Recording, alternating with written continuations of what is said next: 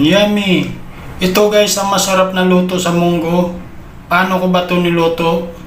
Yan ang ituturo ko po sa inyo kung paano lutuin. Ito po ang kanyang mga sangkap. Bawang, luya, kamatis, tanglad, sibuyas, daon ng ampalaya, at saka munggo. Ilaga po muna natin ang munggo ng ilang minuto para lumambot po siya. Isabay na rin po natin ang tanglad at ang luya para po malasa ang kanyang sabaw. Papakuluan po natin guys ng ilang minuto.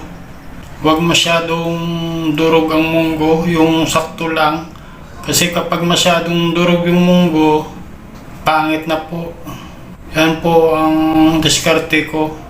Hindi ko siya masyadong durog sa pagluto para masarap kainin. Isasalin ko na po ang kanyang sabaw.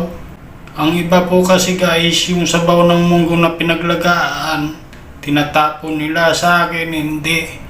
Yan po ang isasabaw ko mamaya. Tanggalin ko po yung kanyang tanglad, itapon ko na po yan. At saka yung luya, isasalin ko na po siya. Maggisa na po tayo guys. Maglagay na po tayo ng mantika, bawang. Magkulay brown po ang bawang, huwag masyadong sunog. Tapos sibuyas, kamatis. Ang gigisahin na po natin ang munggo. Paghaluin na po natin. Lagyan po natin ng sabaw. Yung pinaglagaan kanina ng munggo, yun ang kanyang sabaw. Lagyan na rin po natin ng sitsarong bulaklak.